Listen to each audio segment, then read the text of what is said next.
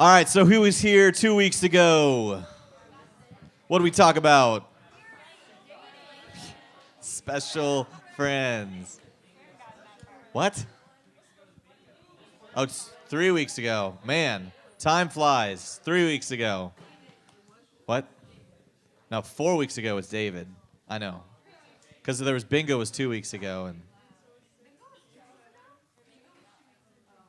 the video. Oh, sorry.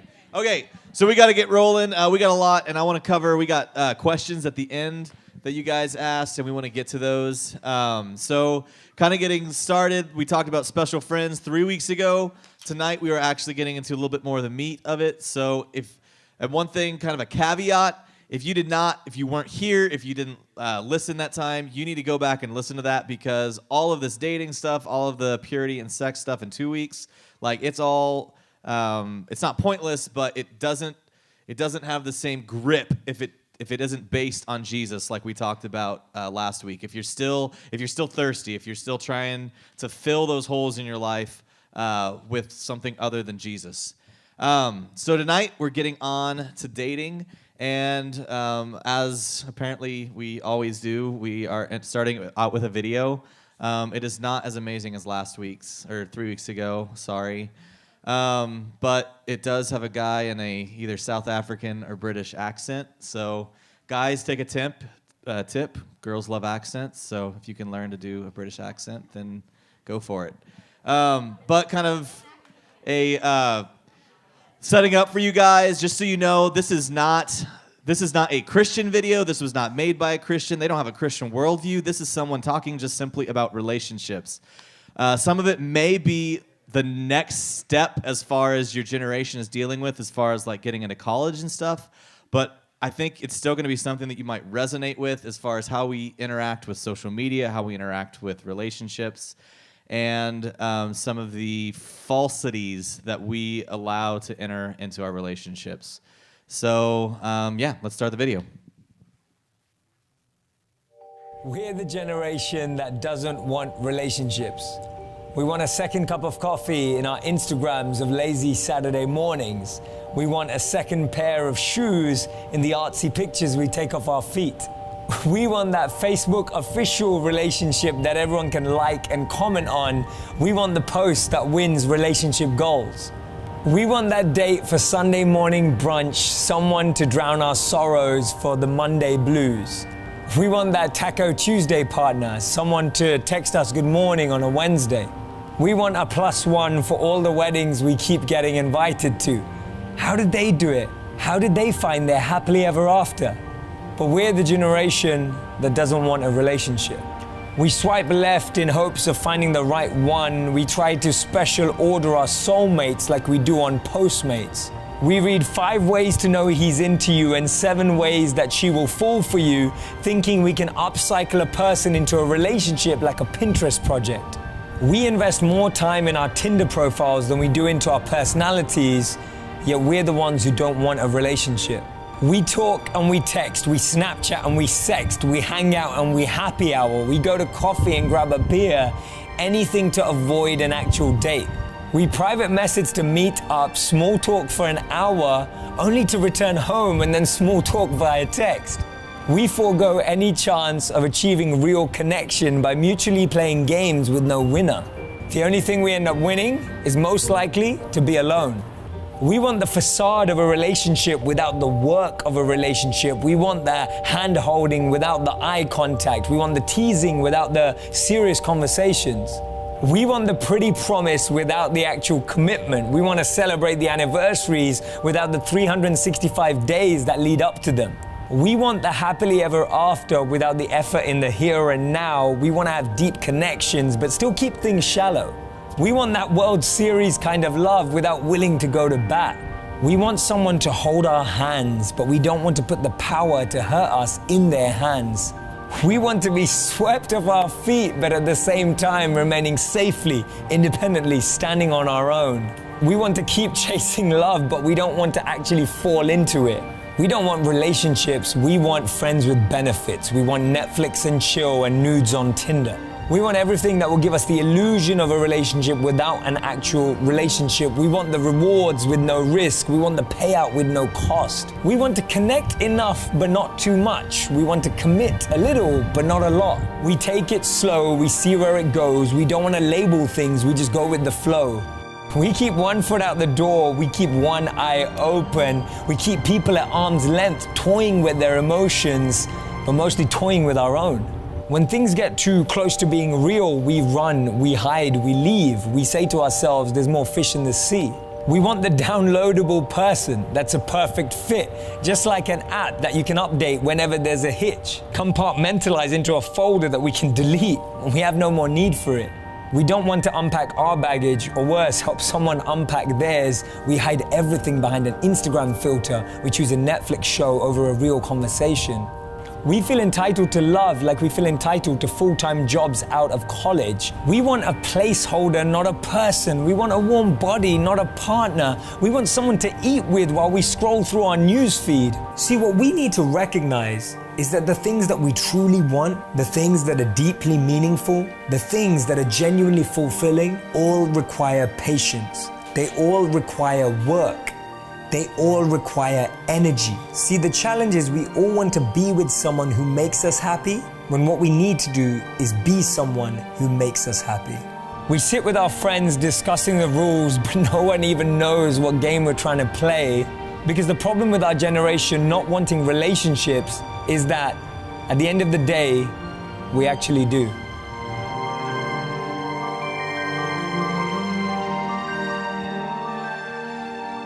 So like I said, this video, it wasn't about Christ. It wasn't about anything that we've been talking about. But I think it hits on some very good points. And it's the fact that real relationships, they require energy, they require work, and they require patience. And I think one of the things that he talked about is very similar to what we talked about last time, where he says that you want to look for somebody to make you happy, but you need to be someone who you are happy, who you're happy with yourself. You make yourself happy. And that's the exact same thing that we talked about as far as we're looking for people to fill these gaps. We're looking to people to fill these things. But when in fact we need to be looking to the one of like, I want to find that good Christian person. Am I that good Christian person? Am I that person that loves Jesus wholly and sold out with my life? And so I think the larger question that this video should raise is, why are you wanting this relationship? So we're moving down this gradient, and the question is, why are you wanting the relationship? Are you trying to fill a void in your social life? Are you trying to build your self-image? Or is there a hole in your heart that you're trying to fill that void?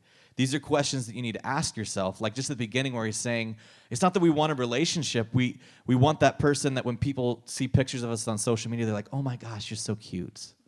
Oh my gosh, you guys are to die for. I hate you. You're so beautiful. Like seriously, like so many people, it's like, I just need a relationship so people can tell me that we're like the dream couple. But the problem is that isn't coming from a place of you actually being complete as yourself and moving forward in a relationship with Christ. Which reminds us of our last teaching, which was special friends. And that we talked about relationships are on a gradient. Do you guys remember that? 3 weeks ago. I know it's a long time. So we talk about relationships are on a gradient, meaning that it's not clear to find things a lot of times. A lot of times it's sort of this slow, gradual move where you don't have the specific instance of where you are. And the main takeaway from 3 weeks ago that I want you guys to remember, and we're going to keep reiterating it because it's that important, is if you aren't in a solid relationship with Jesus, everything else is going to fall apart. When you try to get in that dating relationship, you're going to be trying to fill voids. You're going to be trying to fill needs in your life that only Jesus can fill. And so you're going to end up taking from each other and taking, and it's why it's going to implode. And this week, we're going to start taking a look at the next step or that next section along the gradient called dating.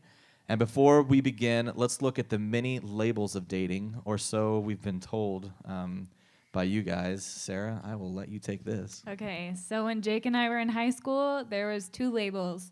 You were friends or you were dating. And now you have like 20 labels. None of this nonsense. What is this? So just to clarify what we're specifically meaning when we say these things, we're going to kind of go over them really quickly.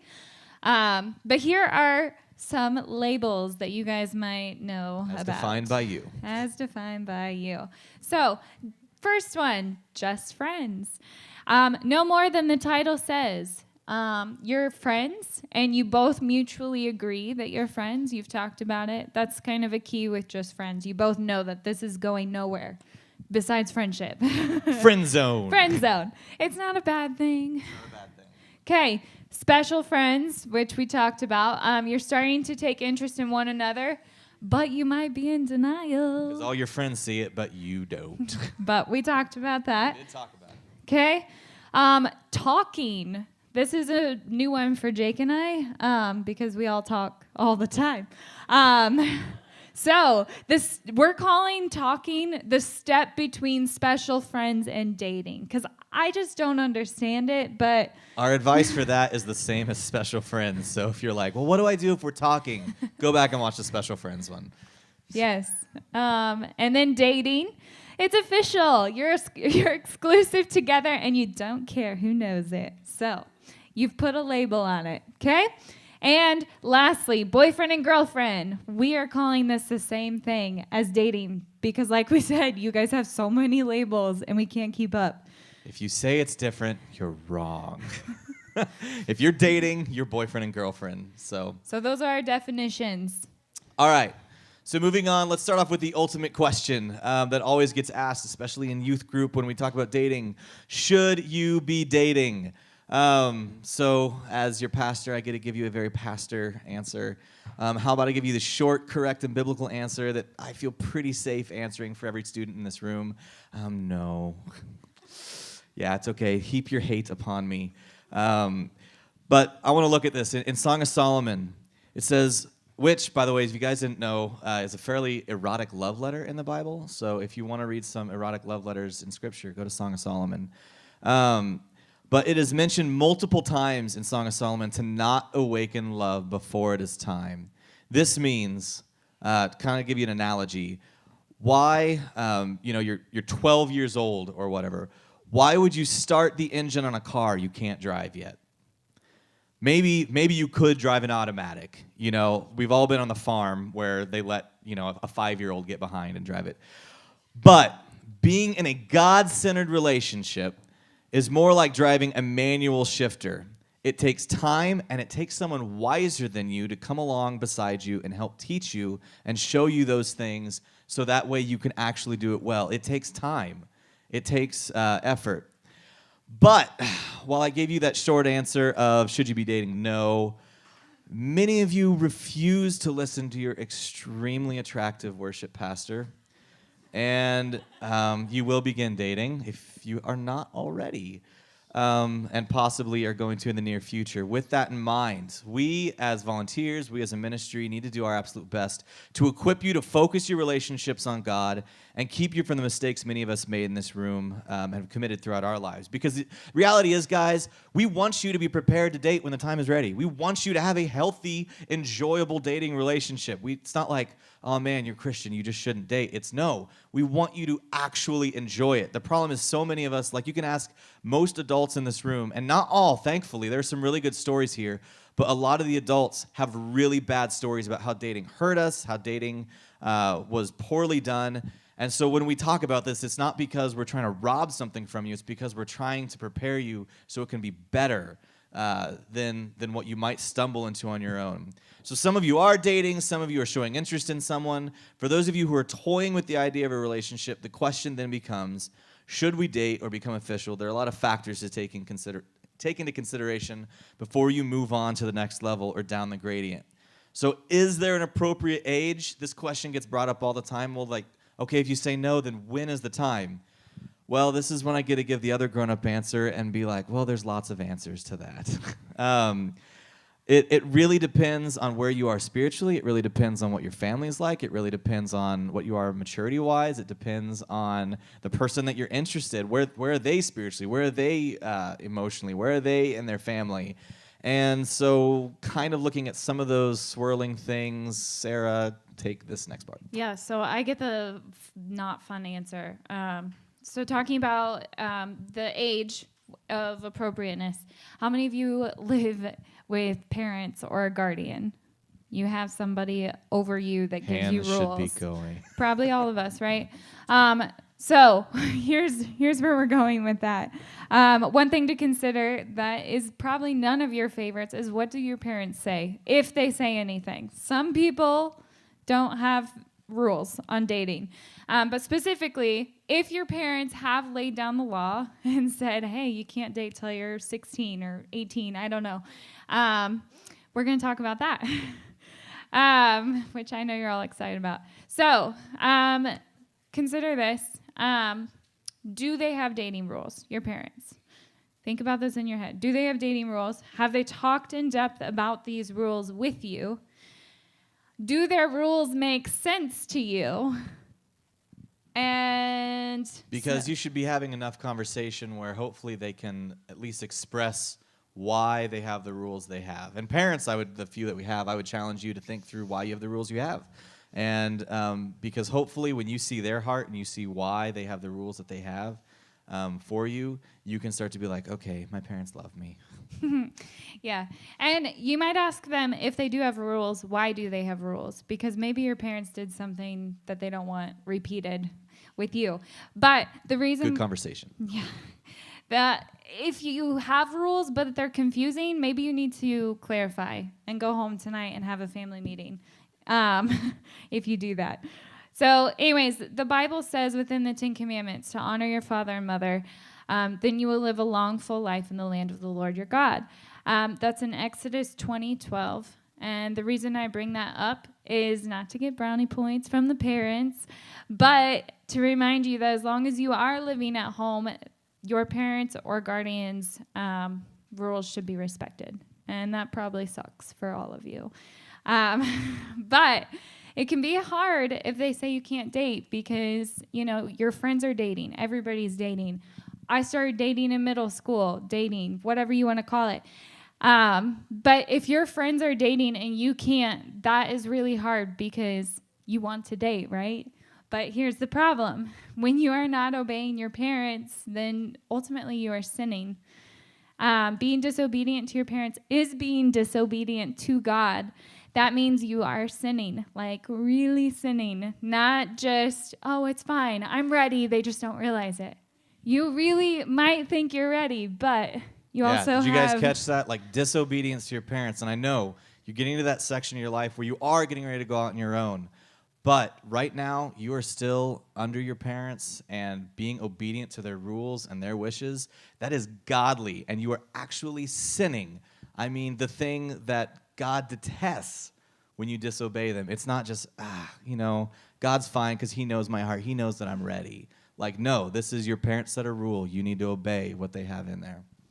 So if you are the other half of the room whose parents don't have rules, here are some things that we feel like you should think about if you are dating. Are you mature enough to be in a relationship?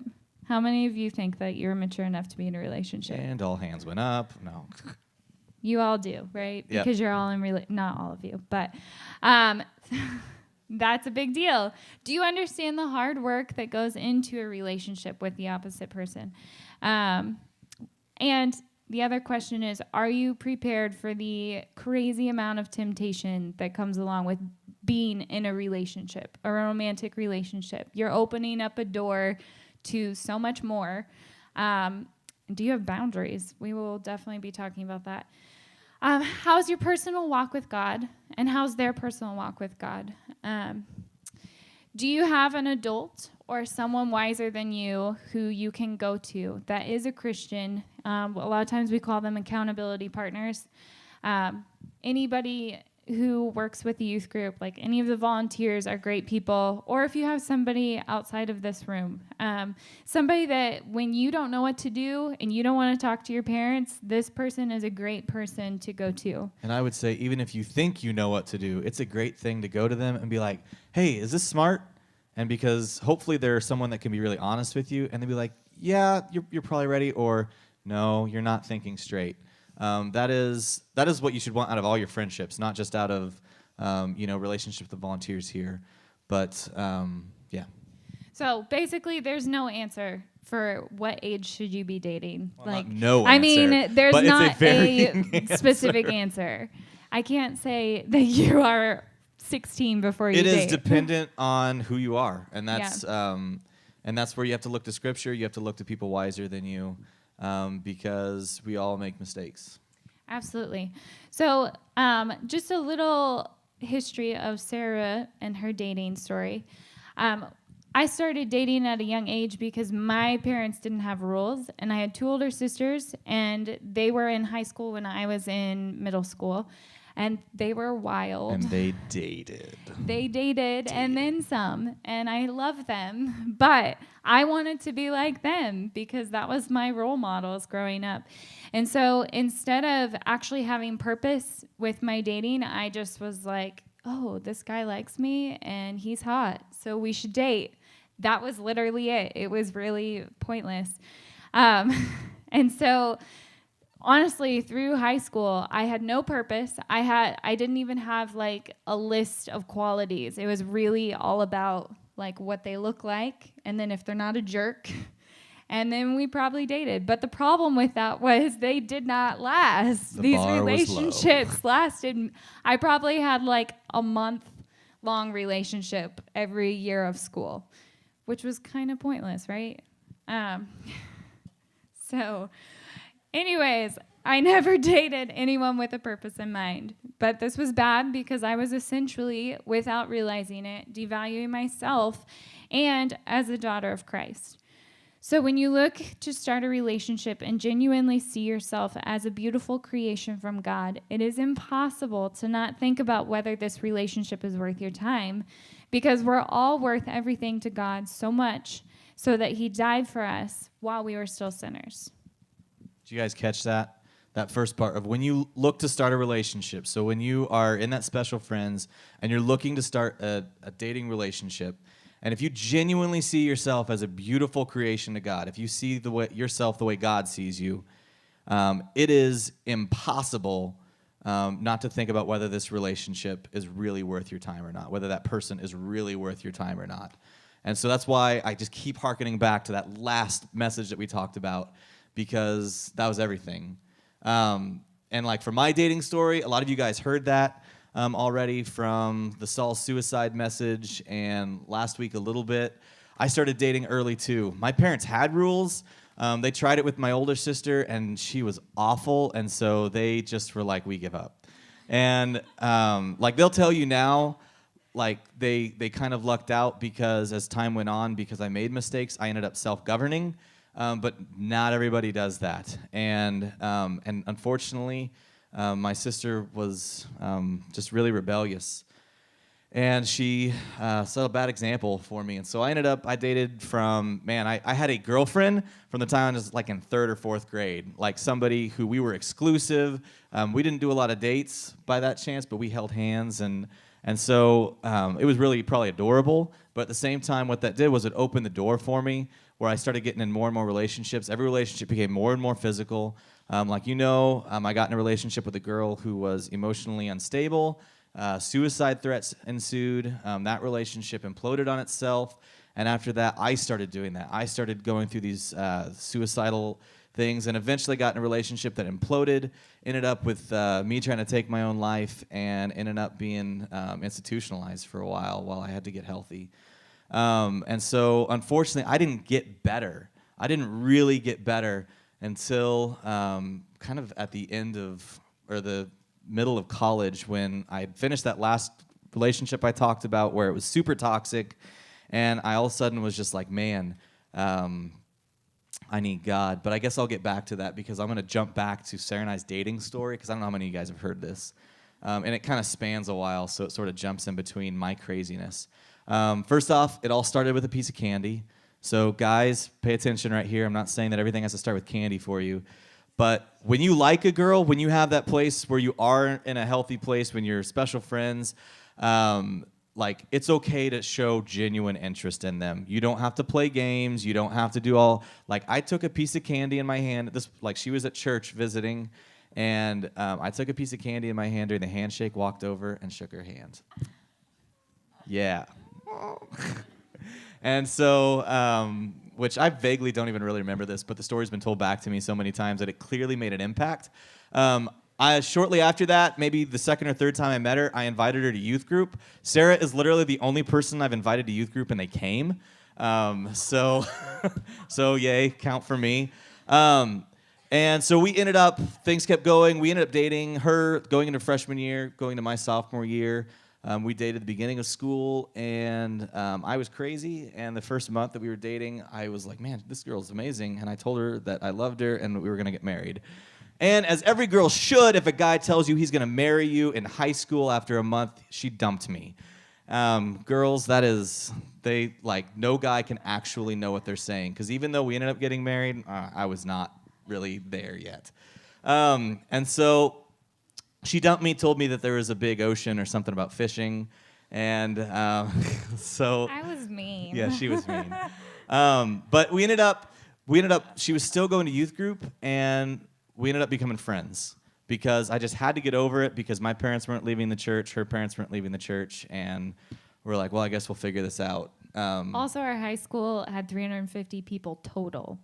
So it's true. So it's like one of your classes was our high school. You see people every day. Yeah. So we became friends, and we got involved. We sang on the youth worship band together. Like I told you last time, I wrote a play that she was my wife in it, like slowly harboring some feelings down here, obviously. But we were really good friends. We just talked. There wasn't this like pretense of me trying to get her to constantly date me. But eventually, we went off to college. She went to Pitt State. I went down to McPherson. And there, she did the same thing she did. I did the same thing I did. She dated a guy because he was cute, and she met him on social media. I dated girls because there was still that little bit of void in me that I just hadn't placed Christ there. I had that, like, now kind of doubling back, I had that toxic relationship meet its end, and I remember being so depressed that I laid in bed for 2 days straight. Like, my roommate brought me food because I was just in this weird catatonic state of just like, my life is so stupid. I keep doing this. And it was during that time that God came to me, and he's like, you just need me. And so I spent probably the next 3 months of just genuinely getting my spirit to a place where I didn't need anybody other than Jesus, other than Christ, other than I started writing music. I started basically just focusing on my own faith and the friends that I did have. And my spirit genuinely reached a place where I'm like, God, I don't need anybody else. Not in a way of like, I don't need people. It was, I don't need another person to be happy right now, God. If I go the rest of my life never meeting anyone else or marrying, I'm okay because you're all I need. And it was because my spirit finally got to that place. It's clear now looking back that God was working that in me continually, trying to get me to break hold of all these things as I was trying to fill needs that other people couldn't fill because only Jesus could. And so eventually the story of how we actually restarted dating was we were in college, separate towns, vaguely talking, and I was supposed to go to a concert near Pitt State, and I told her, well, maybe I'll come visit. I got down there, and I was like, why am I going to go visit a girl who's dating a guy? And I really don't want to. So I just drove on by and went back. I didn't think anything of it. I was having in my own life, I was having this kind of just like, great moment with God. I was getting ready to move my life to Nashville and completely change things up and go into the music scene there. And so frankly, Sarah Cromer at that time was just another world. Well, apparently me ignoring Sarah finally clicked something because that night not that night, but shortly thereafter, she had one of the few things that we can genuinely say was a prophetic dream. And Sarah had a dream that I met someone and was marrying them in 2 weeks. And she woke up from the dream and was bawling. And she's like, oh my goodness, I think I have feelings for Jake, for me. It woke up feelings for this man. Yep. It was weird. I Yep. can't explain it. But I've never had that before. And so then we ended up reconnecting, and we got together and we talked about it. And Before this, I had zero purpose. Like I said, I was actually dating somebody at the time, which is a little weird. But I knew I didn't want to be with that guy. And I just I knew that we were supposed to be together. But this was 5 years of our lives, progressing to this. And Yeah. So, this whole time we were building a friendship. This is why so many times when people come to ask us for advice, we'll tell them pump the brakes and be friends. It's not because we don't think that there's not a chance that you're not going to become an amazing husband and wife, but there's just something that happens when you get to know someone where the physical isn't brought in that it's so hard to replicate. And so some things changed between all our previous dating relationships and this one. The first and foremost was a genuine shared value in Christ. Because we had grown up in youth group together, we had very similar ideas about Christ and very similar walks of where we were. We both weren't even where we are now. We were both in places where we were struggling, but we believed in Jesus, and we were working in that together. And that was, doing that alone and being honest with each other was a big thing for us. And obviously the other thing was honesty became the bedrock of our relationship. Where previously, I know for me, manipulation and trying to get the upper hand was constantly in play, and for Sarah, it was, I don't know, what'd you guys do? Just exist. Yep. But Sarah and I had some really, really hard conversations. We had hard conversations about her family. We had hard conversations about my past. We're going to talk a lot more about that next week and about why we're giving you all this advice. We are going to be the people that tell you, we made bad decisions, and this is the mess that it drags into your relationship when you actually want the relationship to go well. And so we're going to tell you those things, well, I guess it's 2 weeks, just to kind of be oh, we're not just telling you this because, we read it in some Christian book. We're telling you because we've experienced the wrong side of it, and we know what Scripture says, and we've seen people do it right and how healthy it is. We had a shared value. We were very honest. And the other thing was there was a genuine sense of sacrifice, which I want to talk about in Ephesians 5, 22 through 31. You'll probably recognize this as we talked about in the relationship series in Main Church if you've been there. For wives, this means submit to your husbands as to the Lord. For a husband is the head of the wife as Christ is the head of the church. He is the Savior of his body, the church. As the church submits to Christ, so you wives should submit to your husbands in everything.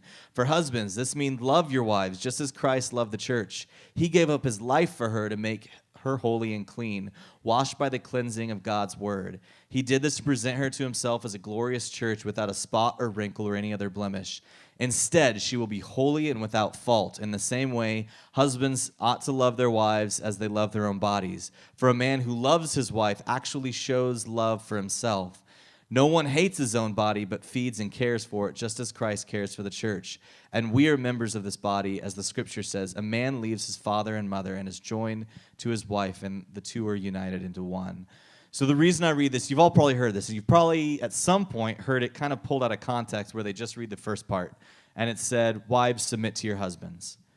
Well, that's accurate. But what it goes on to say is, husbands, submit to your wives as Christ did to the church. And that means Christ died for the church. It means love your wife so much that you would give yourself for her. And so what that creates is that mutual submission where you're both are seeking to out-sacrifice the other one. Where you're like, no, let me do this for you. Oh, no, I want to love you this much. And so it was with that in mind, it was with that spirit in mind that we had the hard conversations that we had to have about the reality of where we were coming from and what we wanted to get to and who Christ was in our lives. We also, that in spirit, we kept the friends that we had, and we encouraged relationship outside of ourselves. Because one of the things we talked about is don't let isolation build up in these dating relationships. Because especially as you start to build intimacy with someone, it's going to be really tempting to be like, oh no, I'm just going to only draw into them. You need those other relationships. You need those other friendships to keep you grounded and to give you maybe feedback if things are getting out of whack or if things aren't as healthy as they should be. And we ended up, just kind of to give you sort of the finish of the story, we dated for about 1.5 to 2 years. We got engaged. Now, granted, the second time we dated, I bought the ring like 3 months in, but then I was like, wait, we're not ready. I had no idea. So I held on to it until I felt that the relationship was in a place that we could actually take that step, but I knew she was the one. And I'm really glad. We waited 2 years. We dated, we dated well, and maintained the boundaries that we needed to maintain, and ended up granted, we're gonna tell you, do a fast engagement. 3 months is great if you can get stuff booked. We, just being transparent with you guys, ours was about 11 to 10 months. We're photographers, so we really, really wanted an October wedding because, whatever, we're shallow. We're going to own that one. But that's why I would also tell you, if you are going to stretch it, don't go longer than a year. We have couples being wedding photographers who take 2-3 year engagements. No, a year max, an absolute max. Because even if you're getting family together and you have to stretch it out, it should not take longer than that. But really, that 3 to 4 month spot is like perfect because, like it says in Song of Solomon, you're waking up that love, and it's going to be harder and harder as you get closer to that wedding to hold off. So we want to look at a couple of the specifics as far as unhealthy dating. Okay, so we're actually going to do unhealthy dating first, which is not the order of my slides. Okay, so unhealthy dating. So we're going to talk about a few things. Missionary dating. Does anybody know what that is? Like, have you heard the term missionary dating? No. Okay. So it's kind of an old school term, but sometimes people will date somebody who is not a Christian. Like, say I'm a Christian and I want to date this guy, but he's not a Christian. And my thought is, well, I'll bring him to church. I'll bring him to youth group, and I will force Jesus in his life, and he'll become a Christian. That's called missionary dating, and it's very unhealthy. Do you want to? I've seen probably, a large handful of relationships that have tried this, and very, very few of them are genuinely successful. And to kind of be an example, I need 2 volunteers. All right, Ali, who's the other? Megan. All right. All right, come on up. Go over there. I need someone to step onto this chair. You guys are so just mutually submissive. I love it.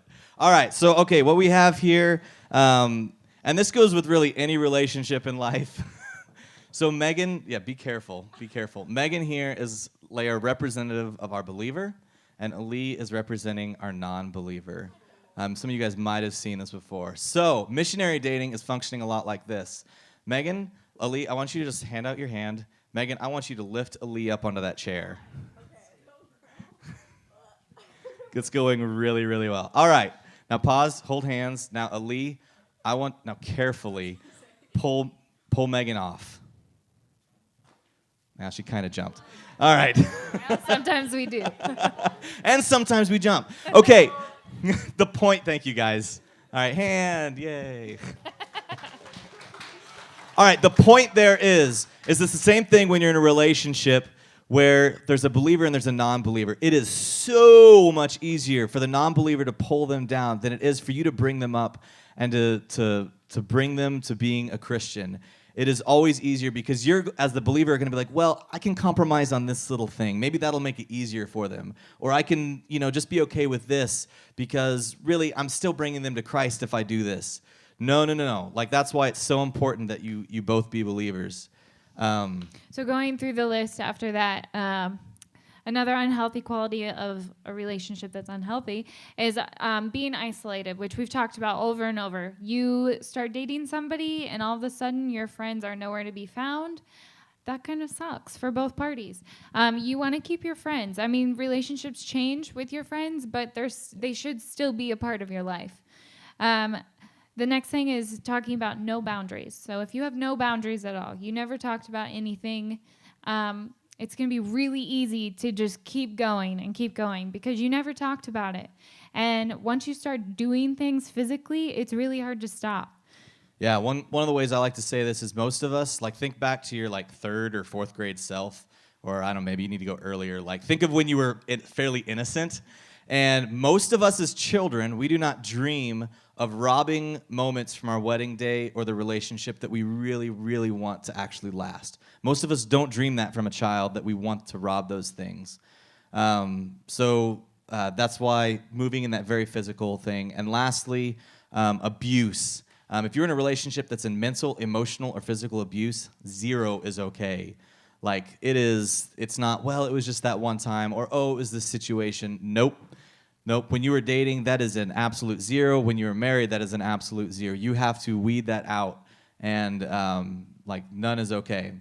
So going on to healthy dating, and frankly, this is why it should look super similar to Special Friends.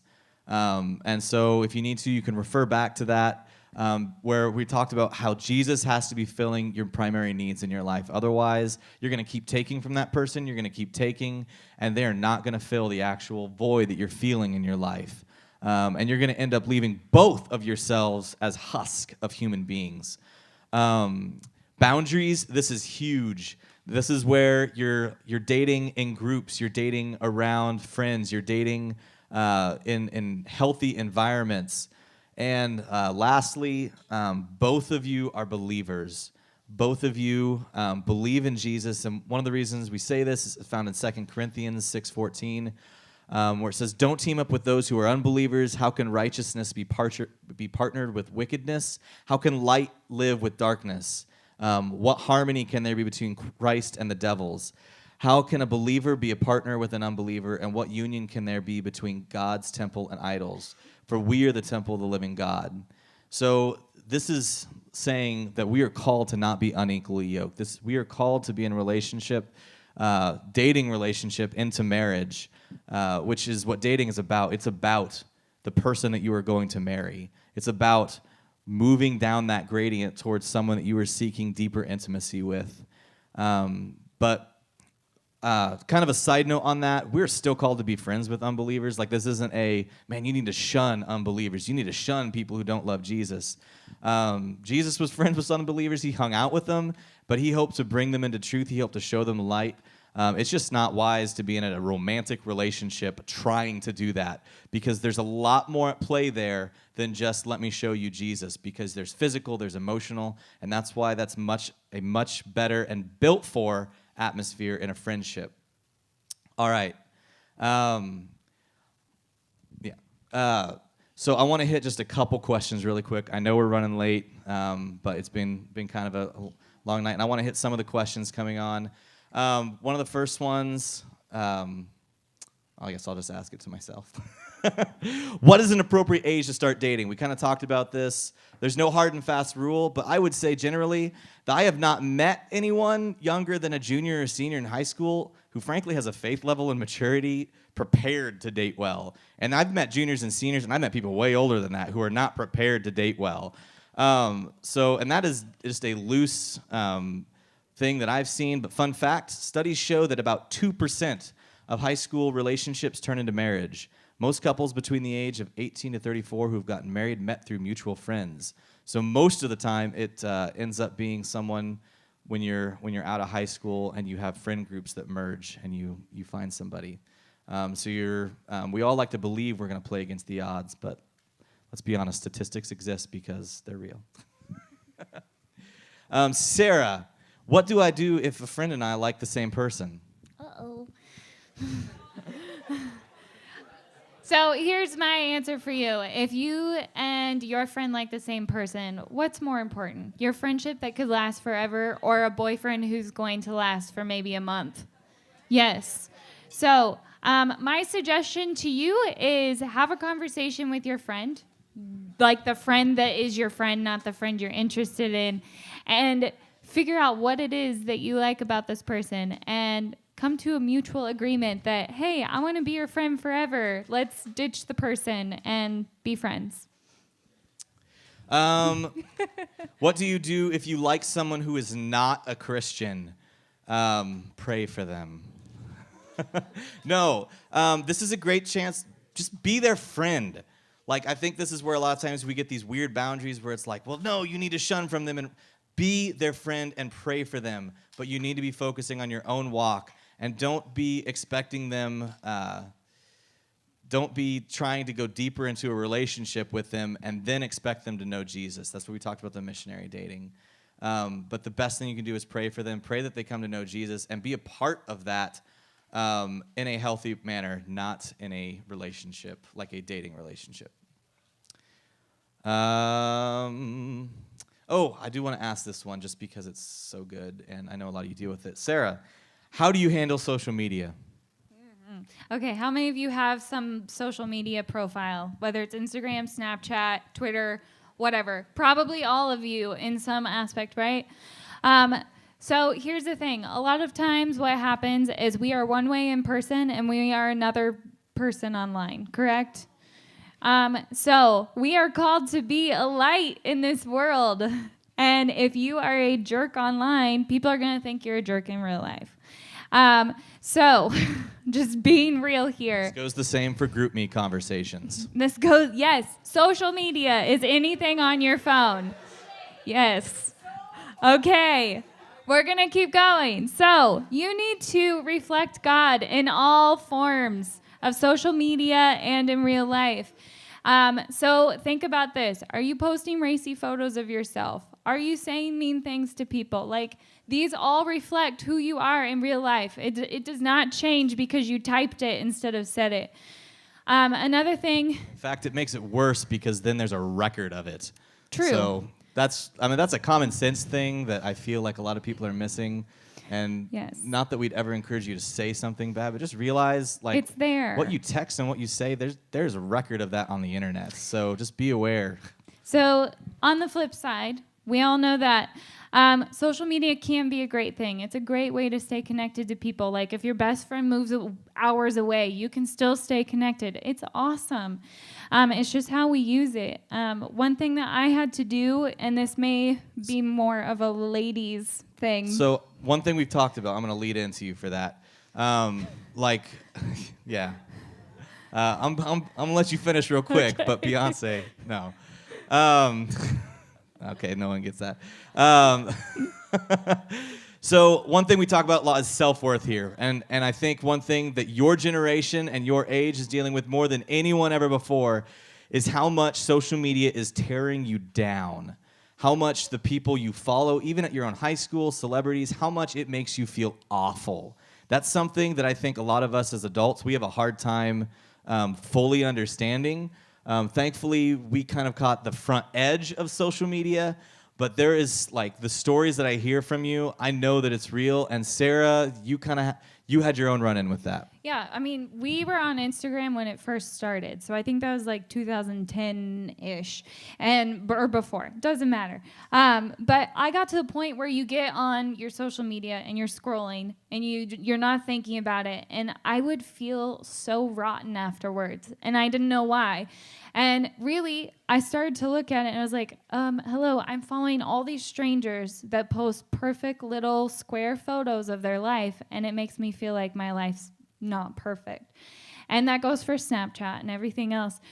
And what was happening was I just had no self-worth. And it was only because I chose to follow these people and I was looking at stuff that made me like I wanted her shoes, I wanted that house, I wanted all these things. That was Satan just putting in little seeds of your life isn't good enough. You need your house to look like this. You need your relationship to look like this. You need to eat this food. Yeah. And so I finally got to a point where I was like, why am I following these people? Why am I choosing to look at this? So I know this is hard for you guys, but I would seriously recommend going through and looking, like, delete some of these people, because just because you delete them online doesn't mean you deleted them in real life. So I know you think otherwise, but I promise you, I think a challenge Sarah gave to her small group that I think was pretty cool was find that one person. Find the one person every time you come across their post, you're like, I just hate that I can't get my hair to look like her, or I just hate that he is, so much like this, or whatever it is. Find that one person and unfollow them. And see if it starts to change every time you get on social media. I promise you, it totally changes. it does, and it takes time. That's the other thing. You have to give it time, because it's like being addicted to drugs or something. You want to see what's going on in their lives, and it doesn't matter. And we've talked about that being thirsty. All right. So we've ran over quite a bit. Guys, I want to close with one piece of scripture.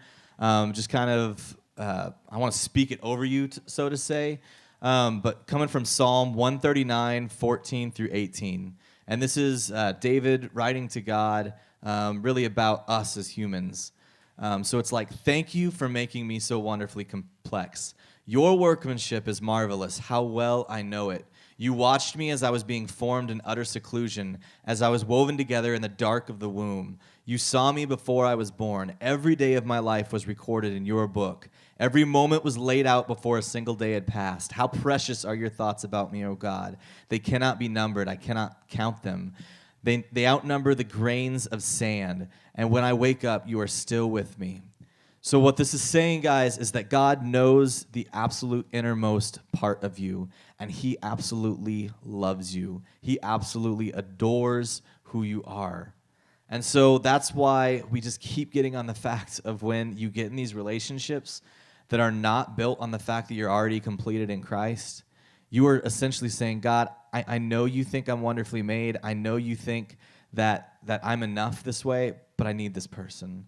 I need this relationship to be complete. I need it so that way I can get the likes that I need. I need it so that way I can get the social status I need.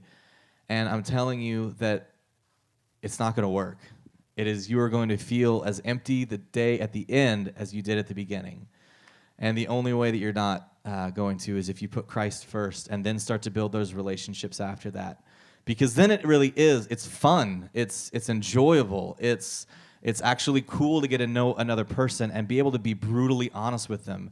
If anyone has ever been around Sarah and I, you'll know that we're brutally honest with each other. Like where people are like, wait, Jake, you just didn't say that to her, right? Like she asked you if her hair looked bad. And I'm like, yeah, I think today it does. Like I didn't say that today, by the way. But like Sarah and I, a long time ago, like Sarah was like, I really don't want you to lie to me. I know that you have good opinions about this.